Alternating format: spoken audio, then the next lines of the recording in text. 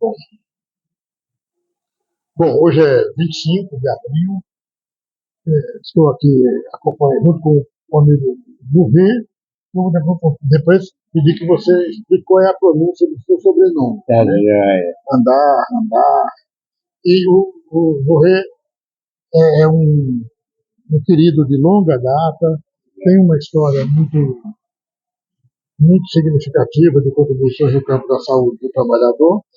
E houve a coincidência de encontrá-lo aqui no Congresso, então vou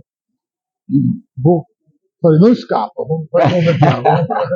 Vamos conversar. Legal. Então, Durê, para começo de conversa, eu vou te pedir que você fale um pouco sobre você, o Durê, Ok. de onde você é, como é que é a sua família nesse momento, Joia.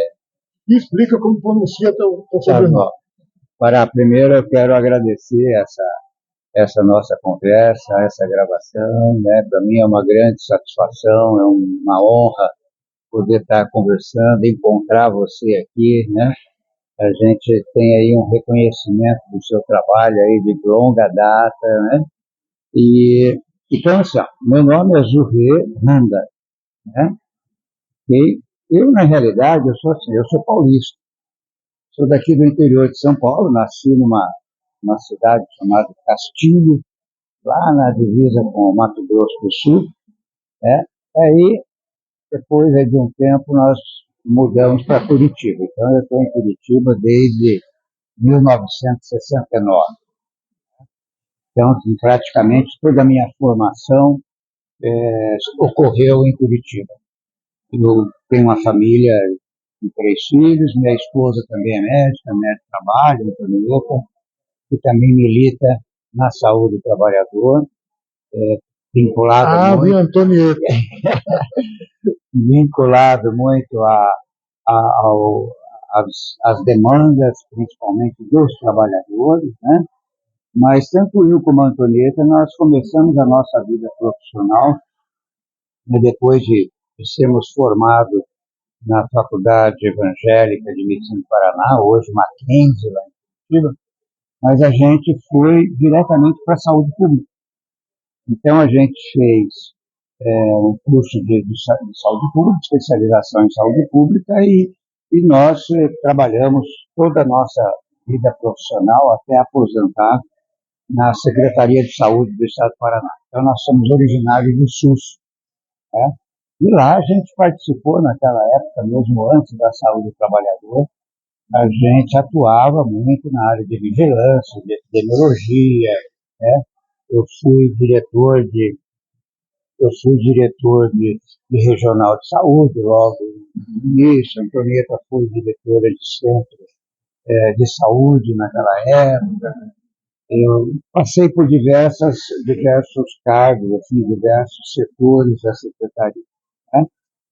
Aí, em 1983, mais ou menos, eu voltei um pouco para a área de toxicologia. Fui trabalhar, eu estava no interior, quando eu voltei para Curitiba, eu fui atuar no Centro de Informação Toxicológica, que aqui em São Paulo é o CCI e tal, né? Mas tem alguns centros, e daí foi lá. E aí lá a gente começou a atuar nas intoxicações, né? E as intoxicações aí, principalmente, a gente começou a fazer um trabalho com as intoxicações por agrotóxico naquela época e também com animais peçonhentos. E aí, dali para frente, eu acabou me aproximando um pouco também das lutas dos trabalhadores, principalmente naquela época, trabalhador rural, né? Tinha grandes problemas. E aí, já em 83 para 84, a gente começou já a atuar em saúde do trabalhador, né? Dentro da própria Secretaria de Saúde do Estado. Participei aí depois da primeira Conferência Nacional de Saúde do Trabalhador e das outras conferências tal, e mesmo das conferências lá também. Em 89, mais ou menos, 87 para 89, eu acabei sendo direcionado para uma atuação no movimento sindical. Eu fui contratado pelos sindicatos metalúrgicos lá da Grande Curitiba para ser clínico do ambulatório que eles tinham naquela época. E aí, na conversa com o presidente, com o secretário-geral da época e tal, fiz a proposta de nós criarmos uma área de saúde do trabalhador no sindicato, um departamento, o que foi muito bem aceito, e aí nós criamos o Departamento de Saúde do Trabalhador, isso vai fazer quase 40 anos, e o primeiro diretor, inclusive, foi o secretário-geral, que hoje é o presidente dos sindicatos metalúrgicos, né? É uma pessoa que sempre militou na área de saúde, sempre lembra que a luta sindical ela tem muito a ver com a questão da saúde do trabalhador. Mas é aí que a gente começa a identificar os problemas, né? Apesar de que naquela época a questão econômica era muito mais forte, né? Mas aí naquela época, para a gente começou com um trabalho inicialmente, porque também atuava, eu era professor na faculdade evangélica, né, de medicina, na área de medicina preventiva, saúde coletiva, né? E aí eu também atuava no ambulatório. E aí um dia no ambulatório eu atendi um trabalhador que veio me procurar no meu atendimento clínico, porque ele tinha uma dor muito forte, uma dor abdominal muito forte. E aí, conversando e tal, e ele já tinha passado por outros colegas, mas aí conversando, ele foi investigando de onde que ele era, o que ele fazia, e aí descobri que ele trabalhava em fábrica de bateria. E aí nós, né, justamente por uma anamnese um pouco mais direcionada, e aí a gente começou todo um processo de investigação. Esse trabalhador tinha aí uma quantidade de chumbo sanguíneo assim, elevado, tinha um ala bastante comprometido. Então, bom, o que aconteceu? Deu origem a um programa dentro do sindicato, junto com a DRT naquela época, de investigar as fábricas de baterias de Curitiba. E aí vimos que tinha uma epidemia. Naquela época, o Tarcísio, o Spinelli foi nos ajudar, porque era a pessoa que trabalhava, eu já estava com uma relação com a Fundacentro, a Raquel Rigor, que também estava lá em Minas. Deixa eu fazer só um registro. Fique à vontade. Porque eu tive uma experiência parecida, trabalhando no Espírito Santo, como médico do trabalho na Fundacentro. A gente criou um ambulatório de doenças funcionais na universidade e o Tarcísio me ajudou nesse processo. E uma das ajudas foi indicando o caminho faz a busca ativa nas fábricas de reformadoras de bateria, também tivemos uma epidemia. E interessante que ontem aqui eu ganhei uma pequena lembrança da BEC, sobre os 40 anos do ambulatório de doenças profissionais lá. E ontem à noite eu dei uma olhada e uma das coisas que está registrado lá é o agradecimento ao papel que o Tarcísio Bustinelli teve naquele momento também. Então, o Tarcísio tinha toda uma história, né? Tem uma história nisso, né? E justamente isso que você falou, o que a gente começou a fazer? A gente fez um cadastramento de todas as fábricas de bateria em Curitiba, e aí, junto com um colega que já faleceu, Paulo Andretta, foi até meu adjunto na secretaria lá em Brasília, a gente começou a ir nas fábricas e exigir os exames que não eram feitos. Bom, e aí a gente identificou, sabe, assim, muitos trabalhadores e houve uma luta bastante intensiva, né, nessa questão. Então, o meu início, né, do movimento sindical foi nesse sentido. De lá para cá a gente tem trabalhado, né, eu continuo nos metalúrgicos, tenho aí quase 40 anos de trabalhar com os metalúrgicos e outros sindicatos que a gente acabou ajudando e tudo mais. Na Secretaria de Saúde, a gente continuou atuando daí na área de saúde do trabalhador, né? Depois de um tempo eu fui indicado, convidado para ser diretor da Fundacentro lá no Paraná, né? E aí atuando também sempre em parceria com os trabalhadores, procurando fazer atividades com os trabalhadores na construção civil e tudo mais, né? Bom, depois disso, quando eu saí da Fundacentro, eu voltei para a Secretaria de Saúde, a, a gente começou a estruturar um programa, uma política de saúde trabalhador lá para o Estado. Tanto que a diretora, na época, a superintendente de vigilância em saúde, vigilância naquela época, é a que é hoje a secretária de vigilância do Ministério, a Maria Ângela Simão Galvão, que é uma pessoa assim, uma profissional de extrema competência, né? E aí ela já a, adotou e apoiou a proposta de estruturarmos a saúde trabalhadora. Isso é muito bom porque ela está lá agora e a nossa saúde trabalhadora no Ministério tem uma ligação ali com ela. Naquele período eu fui convidado daí para ir a Brasília. Daí me convidaram para assumir a Secretaria de Saúde e Segurança do Ministério do Trabalho, né? E acabei aceitando, e aonde a gente desenvolveu daí um trabalho, era bastante complicado, porque eu vinha do SUS, né? E você sabe que naquela época a relação era muito complicada, eu fui assim com um voto meio de desconfiança, de achar que eu ia, né? Mas a gente procurou, né, com a ajuda de vários colegas que a gente já conhecia, a Ivone, bom, né, que é o Mário Parreiras, Mário Bonciani, né, várias pessoas, vários profissionais, a gente começou a trabalhar pelo diálogo e tentar construir, mas a gente tentou usar no Ministério um pouco do princípio da epidemiologia, porque se fazia muita investigação, muita fiscalização, mas não tinha assim, estudos até aquele momento que mostrassem quem realmente, ou qual setor e o que é que estava acontecendo. Fizemos vários trabalhos, acho que foi assim, um momento bastante importante. A gente trabalhou muito pelo diálogo social, eu tinha uma relação, inclusive, com a OIT já naquela época. Tal.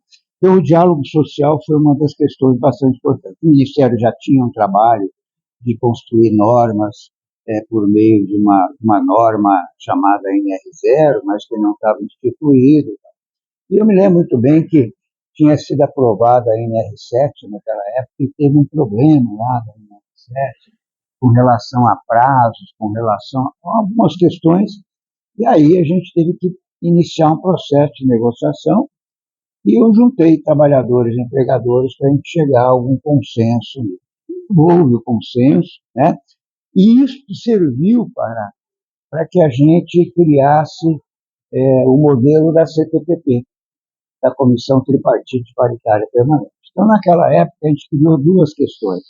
A gente institucionalizou a NR0, criamos uma portaria e definimos qual o procedimento e criamos a Comissão Tripartite Paritária Permanente com o objetivo justamente de ser um espaço de diálogo social entre trabalhadores e empregadores do governo, para que não fosse mais publicado normas por uma questão impositiva, mas que fosse algo vindo da sociedade ou vindo da sociedade.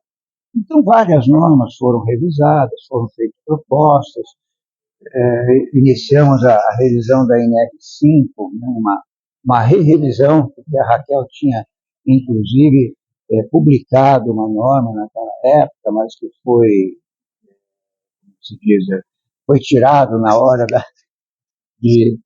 da publicação, tá bom? Mas a gente retomou, e como a NR5 era uma norma, né, e era uma norma bastante emblemática, nós levamos 4 anos para chegar a concluir esta revisão, né? Mas houve, sim, foi um processo bastante importante. Quando eu saí, daí eu pedi para voltar para o segundo mandato do Fernando Henrique, eu pedi para ir embora, pedi para voltar, minha família estava em Curitiba. Voltei a Curitiba, fui convidado, já tinha sido convidado por um colega, por um amigo meu, que era secretário de Recursos Humanos de Curitiba, e eu fui ser diretor de saúde ocupacional de Curitiba, da Secretaria para os servidores, onde a gente estruturou naquela época um programa de atenção integral e qualidade de vida dos servidores. Então foi uma coisa também bastante enriquecedora, a gente mudou um pouco o panorama também nessa questão e começamos a ver, né, que a questão do servidor público estava muito... Curitiba até tinha um trabalho já feito, mas aí a gente viu assim, em vários outros locais que a questão do servidor público sempre foi deixado a relento, né? Muita coisa teve essa participação. Neste momento, eu fui também atuar como consultor da OIT, e aí também com processo de negociação, e acabei depois sendo convidado a participar da ANANT, da Associação Nacional de Ensino e Trabalho. Lá atrás, lá quando eu estava no CIT, no Centro de Formação Toxicológica, eu me aproximei da Sociedade Brasileira de Toxicologia, da SBT, e acabei sendo vice-presidente da Silvia e depois acabei assumindo a presidência da sociedade naquela época também. Fizemos um congresso bastante interessante, Curitiba e tudo mais. Mas aí na ANANT, eu entrei para a ANANT e acabei ficando como diretor científico na ANANT. Organizamos vários congressos, aproximamos muito também os trabalhadores, abrimos as discussões na questão da saúde pública e a saúde do trabalhador e tudo mais. Para fazer um registro, eu lembro assim, de um momento assim, talvez um dos pontos altos desse trabalho de aproximação dos congressos, um congresso lá em Foz do Iguaçu. Que coisa linda de participar. A gente abriu um seminário, inclusive, que a gente buscou e trouxe, inclusive, trabalhadores e representantes de associações internacionais ligadas a trabalhadores da Itália, da Espanha, e a gente convidou sindicatos a participar, teve curso. Infelizmente, isso não foi muito bem aceito na base, mas eu fiquei muito feliz porque era uma aproximação, era um voto de confiança que os trabalhadores estavam dando nos meios de trabalho para nós, porque tinha sempre uma distância entre. Né? Não, deu muito registro, assim, agora há pouco eu falei de um carro aqui, um dos candidatos que estava fazendo era em relação ao próprio contato com o movimento operário italiano, como que um princípio da área da saúde e do trabalho para eles era o não delegado. O carro hoje trabalhando com deficientes físicos, eles usam muito a expressão nada sobre nós sem nós. Então, você está relatando um dos movimentos. A gente trouxe. Eu, inclusive, lá em 87, eu fui para a Itália por um período de estágio na Clínica de Lavoro. Mas, para minha felicidade, enquanto eu estava lá, eu acabei conhecendo um amigo meu, porque eu morei perto da Federação dos Trabalhadores Metalúrgicos, da FIOM, que era ligada à TGL, né? E entrei lá para ver como que era. Eu acabei conhecendo um amigo, uma pessoa que é amigo até hoje, né? Carlo Casti. Carlo Casti é uma pessoa que já veio para o Brasil, já trabalhou aqui com essa questão, com o Capistrano em Santos, né? Então, o Carlo era um assessor, ele trabalhava lá também. Então, eu me aproximei com os trabalhadores lá na Itália e depois ainda conheci um outro colega médico que trabalhava nas unidades de saúde do trabalhador lá em Milano, em Melegnano. Então, foi assim, a parte melhor do estágio foi participar dos cursos de base que eles faziam, ir nas unidades, ver como funcionava, né? Infelizmente já não é mais dessa maneira na Itália. Mas isso foi a maneira que trouxe, inclusive, para a gente aproximar os trabalhadores. Justamente você falou, em vários momentos nos congressos, a gente começou a incluir justamente temas ligados à saúde do trabalhador no SUS, né? E também a questão dos trabalhadores trazendo trabalhadores para participar das mesas, das discussões e tudo mais. Eu saí da ANANT, depois terminou meu mandato, tal, eu acabei não concordando muito com algumas questões, justamente com um posicionamento de que não ia ter trabalhador no próximo congresso, participação de trabalhadores no próximo congresso, e eu caí fora. Com isso, a gente fez uma proposta de criar uma associação brasileira de saúde do trabalhador e da trabalhadora de abraço. Aí começamos a trabalhar, buscar apoio e tal, e acabamos criando, então, a Abraço. Eu fui coordenador lá no Paraná, na PUC, de um curso de pós-graduação em medicina do trabalho. Fiquei bom tempo trabalhando nessa questão, depois parando também.